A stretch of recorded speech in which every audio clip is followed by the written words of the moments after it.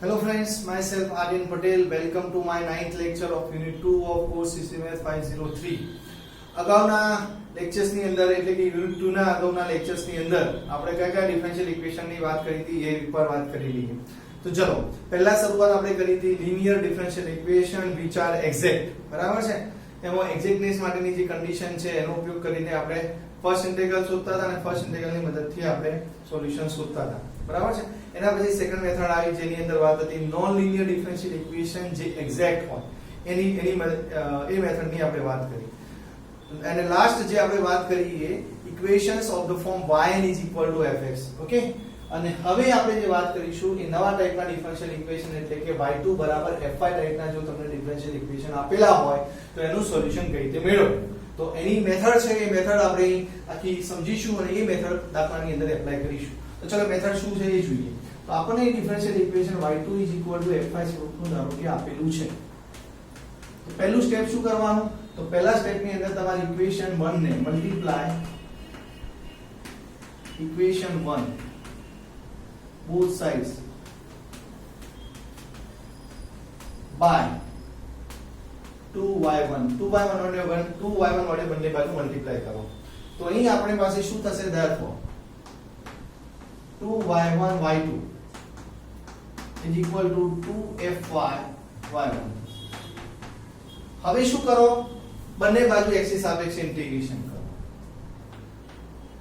જો અહીં જે સ્ટેપ લેવાય છે એ જ એક્ઝામ્પલ ની અંદર આપણે એ જ પ્રમાણે આપણે જોઈશું. શું બંને બાજુ હવે કરીએ છીએ x ની સાપેક્ષે ઇન્ટિગ્રેશન.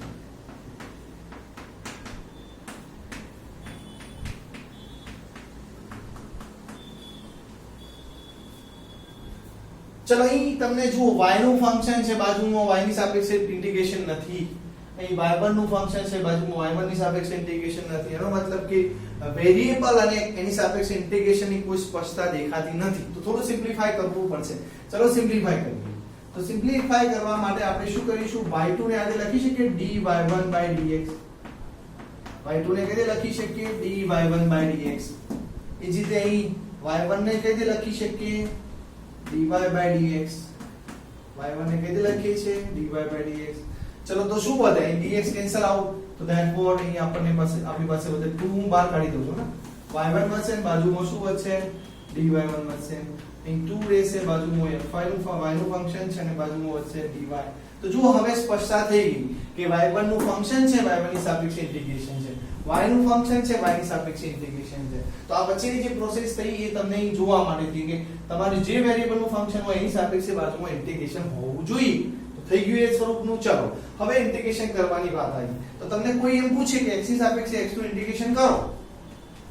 x ની સાપેક્ષે x નું x ની સાપેક્ષે ઇન્ટિગ્રેશન કરો તો તમે જવાબ કેટલો લખો છો? x²/2 લખો છો. તો તમને કોઈ પૂછે કે y1 નું y1 ની સાપેક્ષે ઇન્ટિગ્રેશન લખો તો શું લખો? y1²/2 લખો. ખાલી વેરીએબલ x ની જગ્યાએ y1 છે. હા, ફરક કેટલો છે? સો y1²/2 is equal to 2 times integration fy dy.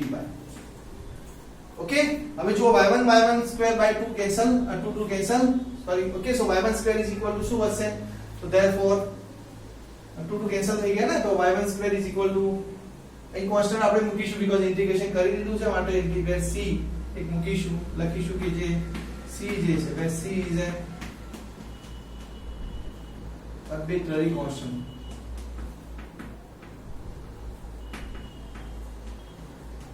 Okay, c is an arbitrary constant. For y1² is equal to કેટલા છે? 2 times integration fy dy plus c છે. Okay, so therefore y1² મળ્યા છે તો એના પરથી y1 મળે. કઈ રીતે? બંને બાજુ વર્ગમૂળ લઈ લો. so વર્ગમૂળમાં 2 integration fy dy plus c. હવે y1 મળી ગયા છે. તો જો આ બાજુ y નું ફંક્શન છે તો એક કામ કરો, અહીંયા y1 બરાબર શું લખીએ? dy/dx લખીએ.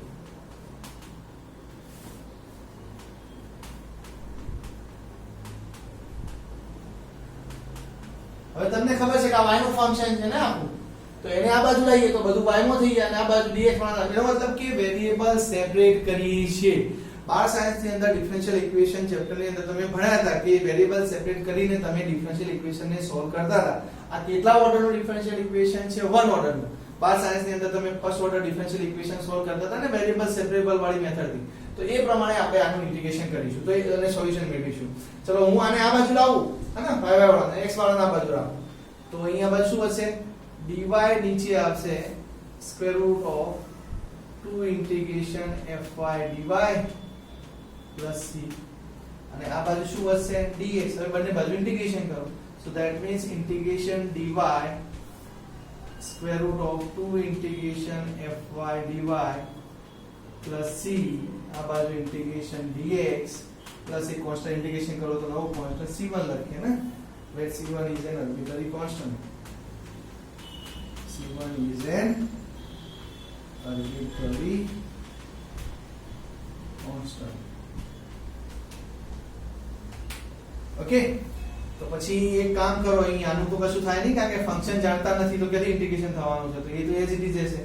સો integration dy upon square root of 2 integration fy dy plus c આ એઝ ઇટ ઇઝ હશે. પણ આ 1 નું ઇન્ટિગ્રેશન થાય ને, 1 dx છે, 1 નું ઇન્ટિગ્રેશન શું થાય? x.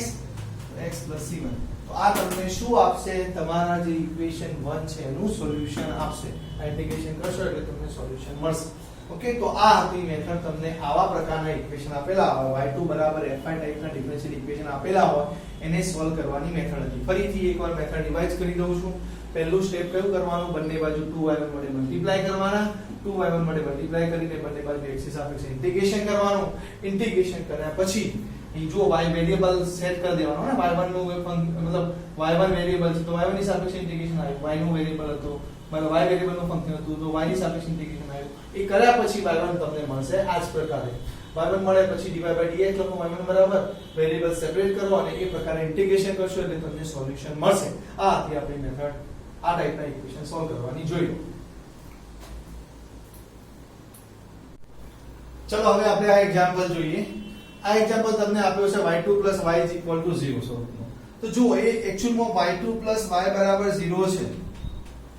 બરાબર છે ને? તો એને સિમ્પ્લિફાય કરીએ તો આવો સ્વરૂપ દેખાય છે y2 બરાબર -y એટલે કે y2 બરાબર fy સ્વરૂપનો થયો. જુઓ સોરી ઉપર y2 બરાબર કેવા સ્વરૂપનો થયો? fy સ્વરૂપનો. આ બાજુ y2 છે અને આ બાજુ y નું ફંક્શન છે. ઓકે તો આ મેથડનો દાખલો થયો આવ્યો ને. y2 બરાબર fy સ્વરૂપનો થયો. ખાસ ધ્યાન રાખો કે મેથડની અંદર ધ્યાન રાખજો ઉપર y ની ઉપર 2 ટાઈમ ડેરિવેટિવ જ જોઈએ. 3 ટાઈમ ડેરિવેટિવ હોય તો આ મેથડ યુઝ થાય નહીં y2 બરાબર fy વાળી. અને y2 બરાબર fy વાળી મેથડમાં y2 જ જોઈએ. y3 ના ચાલે, y4 ના ચાલે, y2 જ જોઈએ. અને આ બાજુ y નું ફંક્શન જોઈએ. તો અહીં એ મેથડથી આપણે ગણી શકીશું આ દાખલાને, પણ થોડું સિમ્પ્લિફાય કરવું પડશે. તો અહીં આપણે શું કરીશું? આપણને ડિફરન્શિયલ ઇક્વેશન આપેલું છે y2 y 0. આ ડિફરન્શિયલ ઇક્વેશન છે જેને સિમ્પ્લિફાય કરીએ તો આપણને જોવા મળે છે કે y2 બરાબર -y તરીકે જોવા મળે છે. જેને ઇક્વેશન નંબર 1 આપી અને કહીએ કે આ જે ઇક્વેશન છે કયા સ્વરૂપમાં છે? which is of the form કયા સ્વરૂપમાં આવી ગયું છે? y2 fy સ્વરૂપમાં આવી ગયું છે. કારણ કે પેલી બાજુ y2 છે આ બાજુ y નું ફંક્શન છે. ચલો હવે અહીં આપણે આ ડિફરન્શિયલ ઇક્વેશનને સોલ્વ કરવું છે. તો આપણે મેથડ પ્રમાણે શું કરીએ છીએ? પહેલા ઇક્વેશન 1 જે છે એને બંને બાજુ 2y1 વડે મલ્ટીપ્લાય કરીએ છીએ. તો મલ્ટીપ્લાય ઇક્વેશન 1 both sides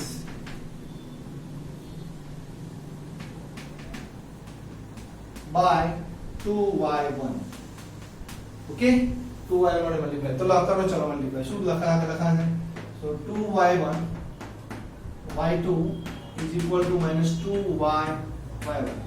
તો પહેલું સ્ટેપ થઈ ગયું. હવે શું કરીશું? બંને બાજુ ઇન્ટિગ્રેશન કરીશું with respect to x. તો બંને બાજુ ઇન્ટિગ્રેશન કરીશું with respect to x. એટલે કે x ની સાપેક્ષે ઇન્ટિગ્રેશન કરીશું. Integration with respect to x -2y1 integration with respect to x. હવે જો અહીં વેરીએબલ અને એની સાપેક્ષે ઇન્ટિગ્રેશન એવું બી સ્પષ્ટ દેખાતું નથી તો આપણે જે કેલ્ક્યુલેશન કરતા હતા એ કરવી પડશે. એટલે કે y2 ને શું લખીશું? dy1/dx લખીશું. y1 ને શું લખીશું? dy/dx લખીશું. તો એ પ્રોસેસ કરીશું. તો હું બહાર કાઢી દઉં છું. y1 છે y2 ને કેતે લખીશું? dy1/dx. એ -2 ને હું બહાર કાઢી દઉં છું. y y1 ને કઈ રીતે લખીશું dy by dx into dx તો dx dx કેન્સલ આઉટ થઈ જાય તો આપણી પાસે વધશે 2y1 dy1 જો અહીં થિયરી ની અંદર જે પ્રોસેસ ચાલતી હતી સેમ પ્રોસેસ અહીં આપણી પાસે એક્ઝામ્પલ ની અંદર ચાલી રહી છે ઓકે હવે આનું ઇન્ટિગ્રેશન તો કેટલું થાય y1 સ્ક્વેર બાય 2 થાય ને કારણ કે x નું x ની સાપેક્ષે ઇન્ટિગ્રેશન x સ્ક્વેર બાય 2 થાય તો y1 નું y1 ની સાપેક્ષે ઇન્ટિગ્રેશન કેટલું થાય y1 square by 2 is equal આ બાજુ શું થશે -2 y નું y ની સાપેક્ષે ઇન્ટિગ્રેશન કેટલું થાય y square by 2 plus constant c c1 લખીએ ચલો 1 કોન્સ્ટન્ટ ઓકે આટલા સુધી આપણે પહોંચ્યા જો ધ્યાન રાખો x નું x ની સાપેક્ષે ઇન્ટિગ્રેશન x સ્ક્વેર બાય 2 થાય માટે y1 નું y1 ની સાપેક્ષે y1 સ્ક્વેર બાય 2 થાય એ જ રીતે y નું y ની સાપેક્ષે ઇન્ટિગ્રેશન y સ્ક્વેર બાય 2 થાય ઓકે હવે જો 2 2 કેન્સલ આઉટ થઈ જાય છે ત્યાં પણ થાય છે નહીં પણ થાય તો માટે અહીં આગળનું સ્ટેપ લખીશું y1 square is equal to આ બાજુ શું છે -y સ્ક્વેર પ્લસ c1 સો ધેરફોર હવે હું y1 સ્ક્વેર ને પછી y1 લખી શકું ને તો વર્ગમૂળમાં શું લખીશ આમ -y સ્ક્વેર ને પાછળ રાખો ને c1 - y સ્ક્વેર પછી શું કરીએ છીએ આપણે y1 ને શું લખીશું dy by dx variable separate કરવા માટે dy by dx ઇન્ટિગ્રેશન માં c1 - y સ્ક્વેર હવે વેરીએબલ સેપરેટ કરી દઈએ એટલે y વાળાને એક બાજુ કરી દઈએ તો dy નીચે આવશે c1 સ્ક્વેર - y સ્ક્વેર અને આ બાજુ આવશે dx પછી શું કરીએ છીએ બંને બાજુ ઇન્ટિગ્રેશન કરીએ છીએ so integration dy by integration c1 square sorry c1 છે not c1 square c1 minus y square is equal to integration with respect to x બંને બાજુ ઇન્ટિગ્રેશન કરો સમજો ફરી આટલા સુધી હવે તમે અહીં પહોંચ્યા છો આનું ઇન્ટિગ્રેશન તો તમે લખી શકો છો અહીં આવું ઇન્ટિગ્રેશન તમે ફોર્મ્યુલા જાણો છો કઈ ફોર્મ્યુલા જાણો છો જો integration with respect to y છે અહીં x છે x y સ્ક્વેર છે તો આવી ફોર્મ્યુલા તમે જાણો છો ઉપર dx હોય એ વર્ગમૂળમાં a સ્ક્વેર - x સ્ક્વેર હોય તો આની ફોર્મ્યુલા કઈ છે sin inverse x by a formula છે આવી ફોર્મ્યુલા જાણીએ છે ને તો આ ફોર્મ્યુલાના આધારે આનું ઇન્ટિગ્રેશન કરવું તો તમે કરી શકવાના છો પણ એના માટે અહીં સ્ક્વેર સ્વરૂપ હોય તો સારું હોય ને તો આપણે એક કામ કરીએ c1 લીધો છે ને કોન્સ્ટન્ટ એ c1 સ્ક્વેર મારી પાસે હોય તો મને ફોર્મ્યુલામાં સારું લાગે અને આમ પછી લખાય પેલું અહીં વર્ગમૂળ લખવાનું થાય પણ એના કરતા અહીં આપણે સ્ક્વેર જ કરી દઈએ કારણ કે એવા સ્વરૂપમાં થઈ જાય a સ્ક્વેર - x સ્ક્વેર એટલે કે a સ્ક્વેર - y સ્ક્વેર જેવું સ્વરૂપ થઈ જાય એટલે સ્ક્વેર કરી તો જો હું રિવર્સમાં સ્ક્વેર કરતો જાઉં c1 ની જગ્યાએ શું લઉં છું c1 સ્ક્વેર લઉં છું તો જ્યાં જ્યાં c1 લખ્યા છે ત્યાં હું c1 સ્ક્વેર કરી દઉં છું c1 ક્યાંથી સ્ટાર્ટ થયા હતા અહીંથી સ્ટાર્ટ થયો ને કોન્સ્ટન્ટ તો કોન્સ્ટન્ટ c1 લઉં c1 સ્ક્વેર લઉં શું ફરક પડે કશું ફરક પડે ને હું c1 સ્ક્વેર કોન્સ્ટન્ટ લીધો કયો લીધો c1 સ્ક્વેર કારણ કે અહીં મારે c1 સ્ક્વેર હોય તો ઇન્ટિગ્રેશનમાં થોડું લખવાનું સરળતા રહે એટલા માટે તો અહીં શું થયું ધેરફોર આને ઇન્ટિગ્રેશન શું લખાય sin ઇન્વર્સ અને અહીં x ની જગ્યાએ y છે તો એ બહુ ઇમ્પોર્ટન્ટ નથી તો y બાય શું આવે c એટલે કે a એટલે અહીં એની જગ્યાએ કોણ છે c1 તો c1 આવશે ઇઝ ઇક્વલ ટુ 1 છે ને બંનેનું ઇન્ટિગ્રેશન x ની સાપેક્ષે શું થાય x થાય અહીં નવો કોન્સ્ટન્ટ તમે એડ કરશો એટલે કે c2 ઓકે આટલા સુધી તમે પહોંચ્યા અહીં તમે કઈ ફોર્મ્યુલા યુઝ કરી હું કારણ તરીકે લખું તો અહીં લખી દઉં ચલો આ કારણ તરીકે આપણે આ ફોર્મ્યુલા યુઝ કરી હાને આ ફોર્મ્યુલાનો યુઝ કરીને કરી તો ચલો આગળ હવે અહીં sin inverse y by c1 ને કરતા બનાવવો હોય તો y by c1 શું લખાશે sin x c2 સો એનો મતલબ કે y શું લખાશે c1 sin x c2 સો આ જે તમારું રિક્વાયર્ડ સોલ્યુશન તમારું સોલ્યુશન મતલબ y શોધવાનું છે ને y મળી ગયો તો આ તમારું માંગેલું સોલ્યુશન થયું ઓકે જોઈ લો જો અહીં જે આખી જે પ્રોસેસ થઈ છે એ બધી પ્રોસેસ શું થઈ છે તમે જે થિયરી ની અંદર કરી છે એ જ પ્રોસેસ પહેલા 2y વડે મલ્ટીપ્લાય કર્યા પછી બંને બાજુ integration with respect to x કર્યું પછી y1 મળે છે y1 પરથી dy by dx લખો છો વેરીએબલ સેપરેટ કરો છો અને પછી y મળે છે અને y એ તમારું સોલ્યુશન થશે તો જેમ થિયરીમાં કર્યું છે એ જ પ્રોસેસ આપણે દાખલાની અંદર કરીને સોલ્યુશન મેળવ્યું આ પ્રકારના બીજા દાખલા પણ આપણે આ પ્રકારના ગણી શકીએ જોઈએ